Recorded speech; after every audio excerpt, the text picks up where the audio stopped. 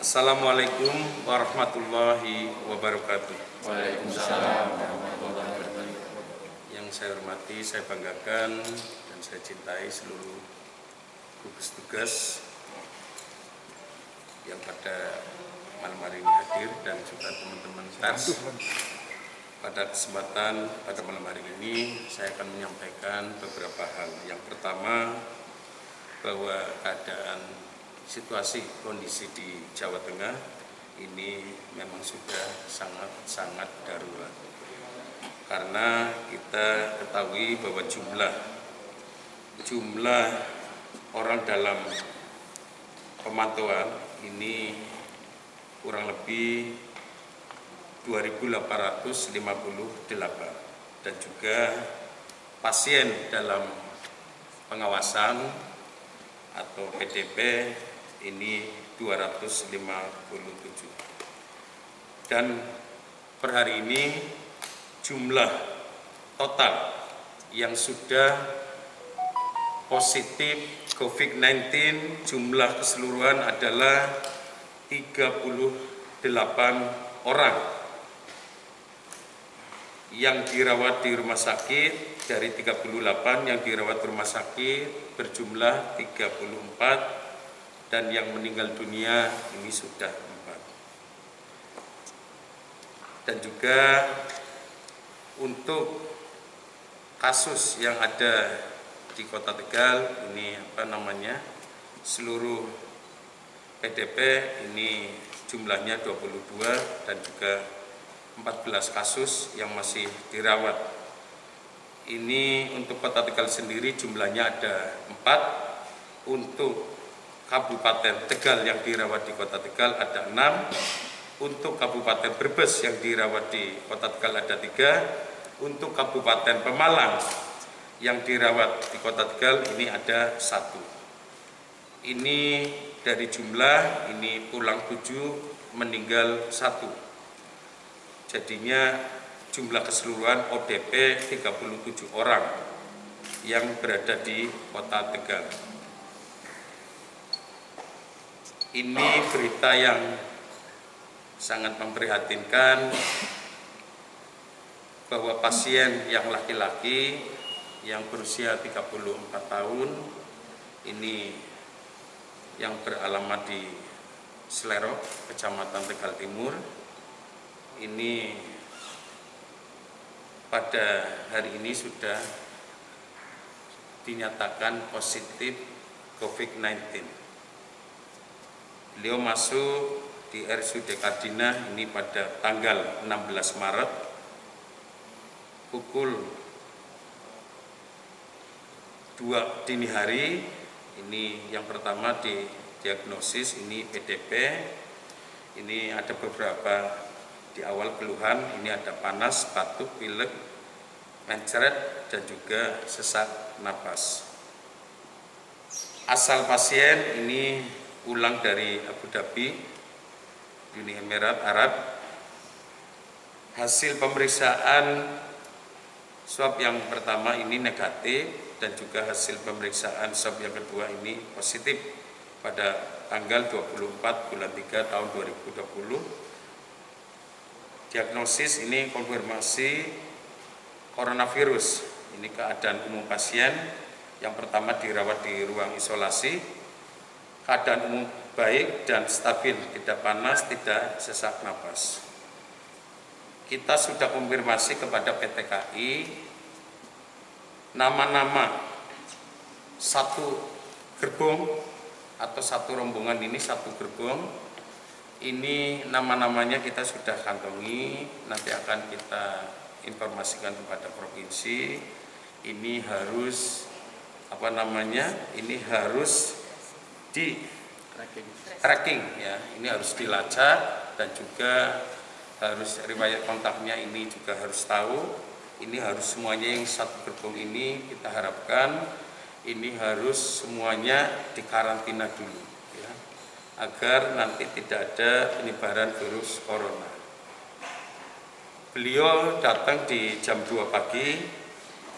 Kita di awal tahunnya naik Grab ke rumah sakit, tapi setelah kita cek ini ada keluarganya yang mengantarkan sepeda motor. Jadi keluarganya itu memakai motor 2, satunya ditinggal di stasiun, dan juga keluarganya itu disuruh pulang ya, dari kejauhan disuruh pulang, sehingga tidak ada sempat kontak ya. Jadi tidak ada kontak antara keluarga dan pasien. Pasien dengan sadar itu langsung ke rumah sakit Kardina.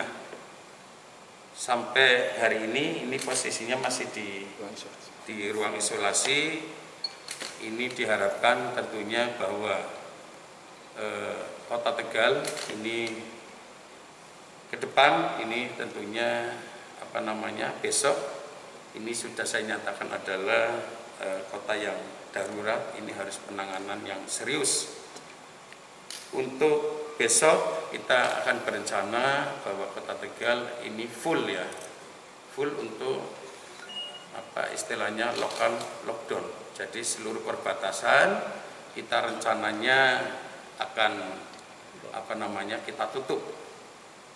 Kita menutupnya, kita tidak lagi memakai water barrier, tapi pakai MBC beton.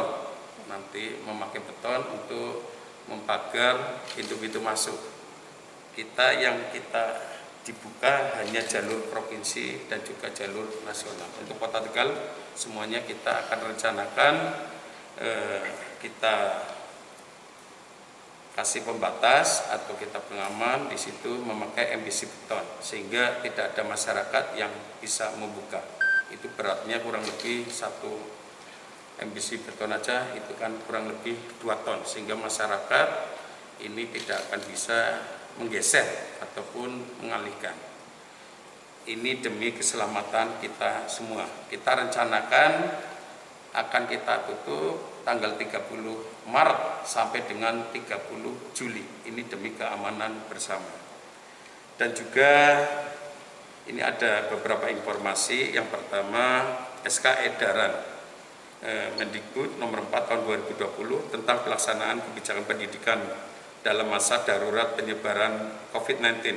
Yang kedua, SK Edaran Dinas Pendidikan dan Kebudayaan Provinsi Jateng nomor 443/09/002 tentang layanan penyelenggara pendidikan dalam rangka pencegahan penularan dan penyebaran infeksi COVID-19 di Jateng. Maka yang pertama, ujian nasional dibatalkan, maka keikutsertaan UN bukan menjadi syarat kelulusan atau seleksi masuk jenjang pendidikan lebih tinggi. Yang kedua, proses belajar mengajar secara mandiri diperpanjang sampai dengan tanggal 11 April 2020. Kita besok ini yang kemarin sudah dilakukan, kita melakukan penyemprotan, kita besok akan dilakukan lagi memakai ini blangwir ya. Kita akan melakukan penyebaran penyemprotan ini memakai blangwir. Kita bekerjasama dengan TNI ya. Ini nanti kita bekerjasama dengan TNI besok di tempat-tempat yang yang banyak orang ya, di alun-alun, di pasar dan tempat-tempat yang lain. Kalau tempat-tempat ibadah perkantoran kita alhamdulillah sudah kita lakukan. Ini diharapkan masyarakat itu bisa memahami, karena ini adalah keadaan. Kita butuh kekompakan seluruh warga masyarakat Kota Tegal agar kita semuanya bisa terhindar dari bahaya COVID-19.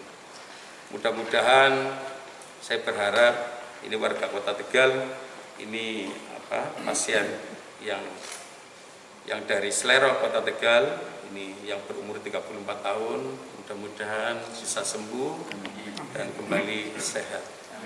Ini diharapkan masyarakat harus memahami ini adalah pilihan yang sangat pahit. Saya pribadi dilematis. Bahkan kalau saya bisa suruh memilih, lebih baik saya dibenci daripada maut menjemput mereka. Mungkin gitu saja dari saya akhiri. Wassalamualaikum warahmatullahi wabarakatuh. Pak Sekda ini beserta jajarannya, khususnya Dinas Sosial, saya berharap agar nanti bisa membantu bagi masyarakat yang perlu masyarakat miskin atau masyarakat yang membutuhkan. Karena ini sudah tugas kita, ini harus betul. Dan saya juga rencananya saya pribadi dan seluruh jajarannya dan juga anggota legislatif juga saya meminta dengan kesadarannya bahwa seluruh perangkat daerah, seluruh pejabat struktural maupun non struktural maupun anggota legislatif agar inisiatif untuk secara pribadi nanti membantu. Kita akan mengumpulkan dana untuk masyarakat yang tidak mampu.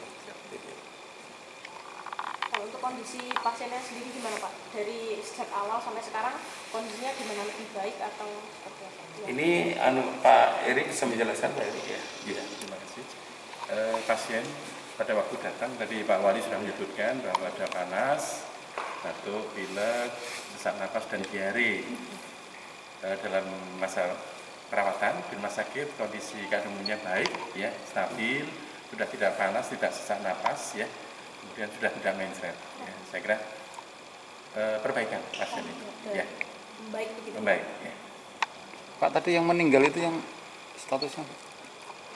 Kita yang meninggal itu, ya, ini baru PDP, ini baru pasien dalam pengawasan. Nah ini nanti nunggu 2 hari lagi ini dari hasil dari lab, ya. Mudah-mudahan hasilnya negatif, ya. Kita berharap ini karena usianya juga usia 77 tahun, jadi kondisi kesehatannya pun sudah berkurang. Karena PDP tidak ada tracking untuk di lingkungan rumahnya mungkin Pak? Nah ini nanti kita nunggu hasil ini, ya. Ini kalau hasilnya yang terjelek ternyata positif, berarti keluarganya semua yang sudah pernah kontak, ya. Ini kan harus kontak, riwayat kontaknya kita harus tahu siapa saja yang terdekat, yang selalu menjenguk atau yang selalu berdampingan. Kita semuanya akan periksa semua.